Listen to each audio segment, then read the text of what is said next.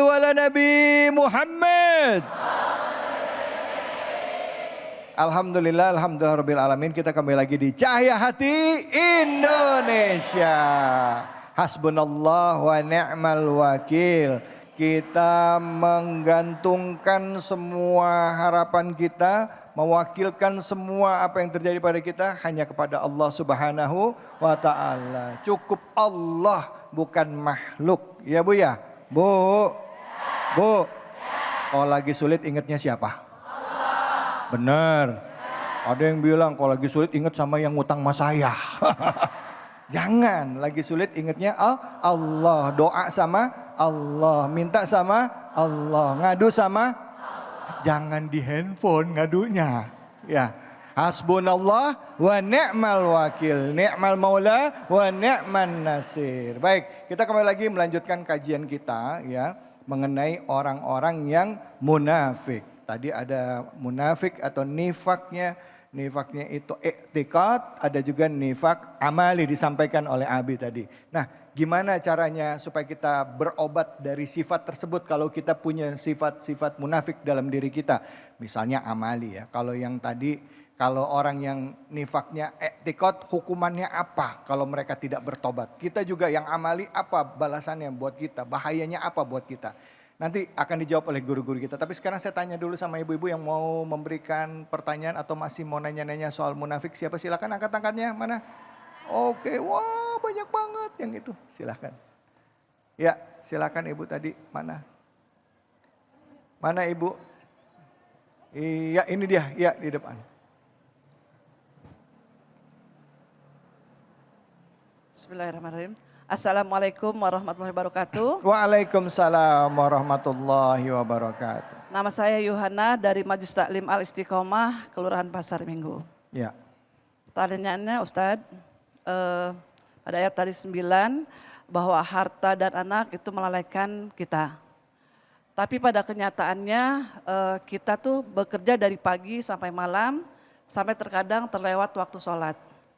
Dan tidak sempat membaca Quran. Karena semata-mata untuk mencari tambahan untuk keluarga.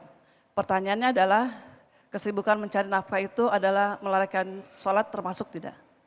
Demikian, wassalamualaikum warahmatullahi wabarakatuh.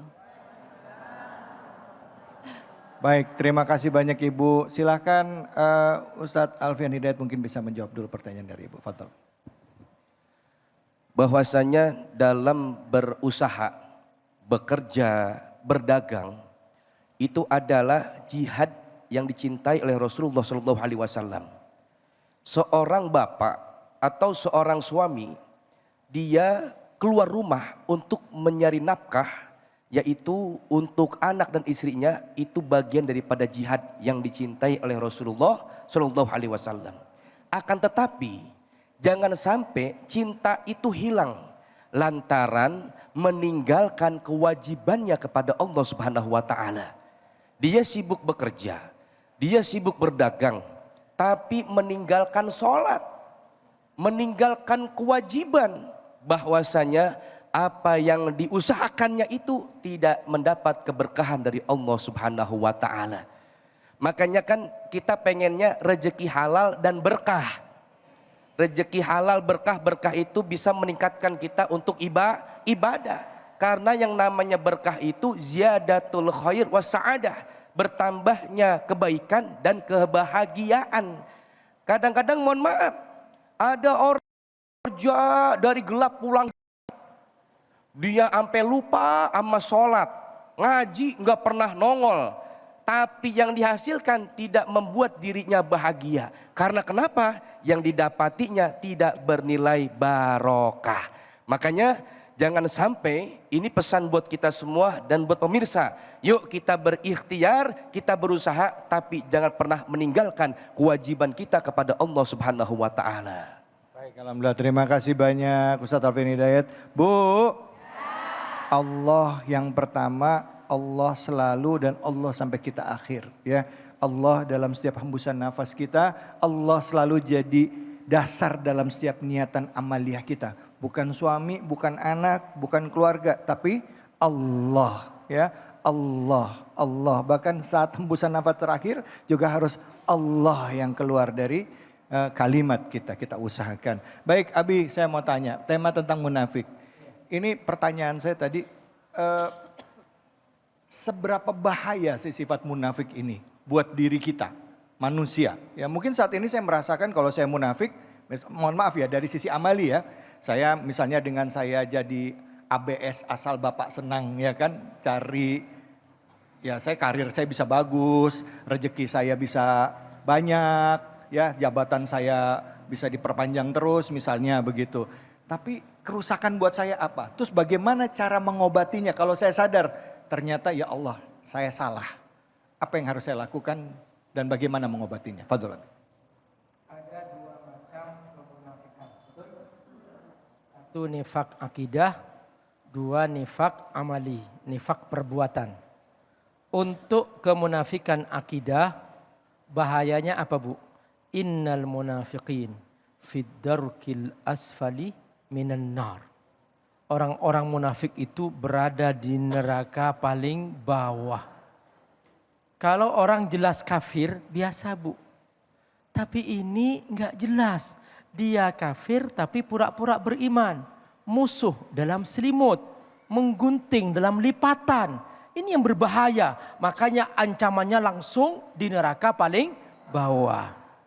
Adapun nifak amali, dia nifak kepentingan.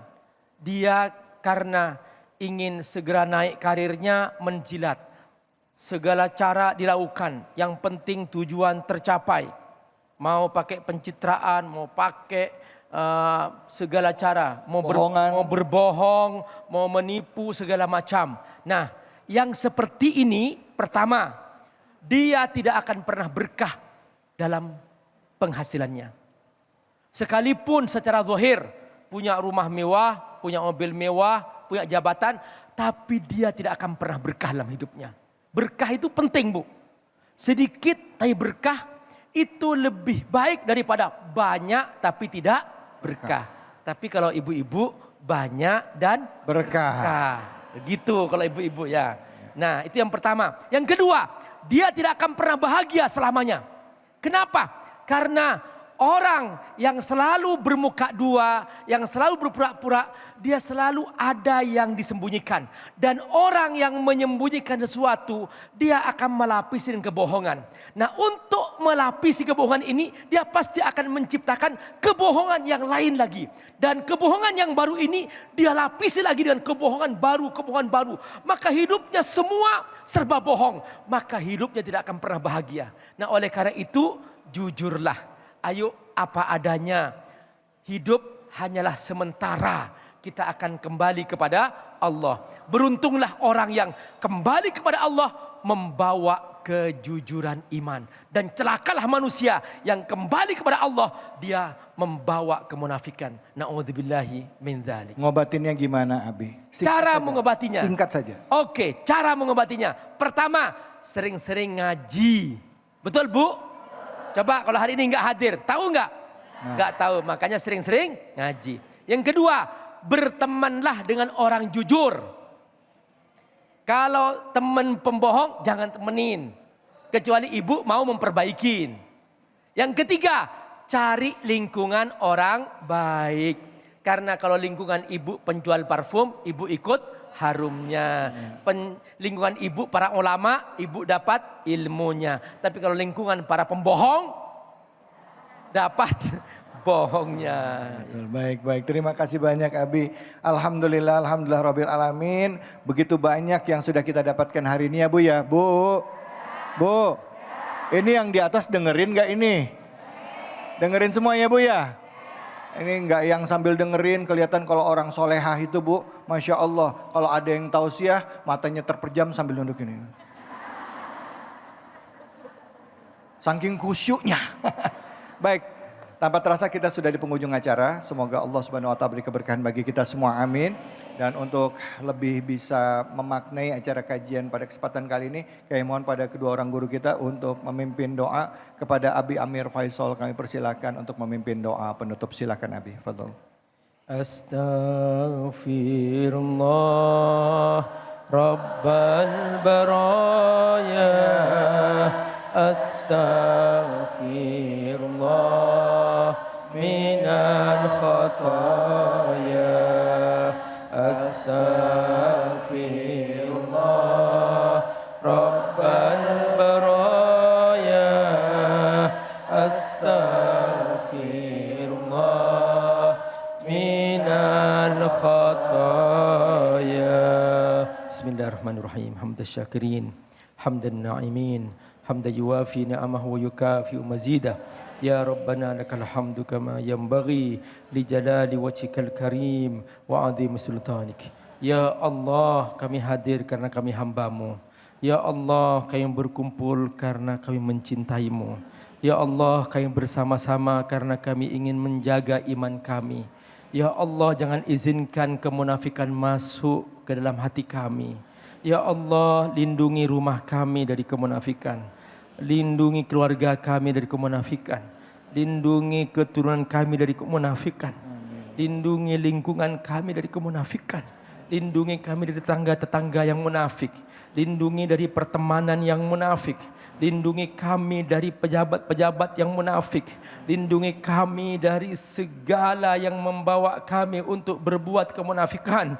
Ya Rabbal Alamin, kami ingin beriman kepadamu dengan jujur ya Allah. Kami ingin bersungguh-sungguh patuh kepadamu ya Allah. Kami ingin mengutamakan Engkau di atas segala kesibukan kami ya Allah.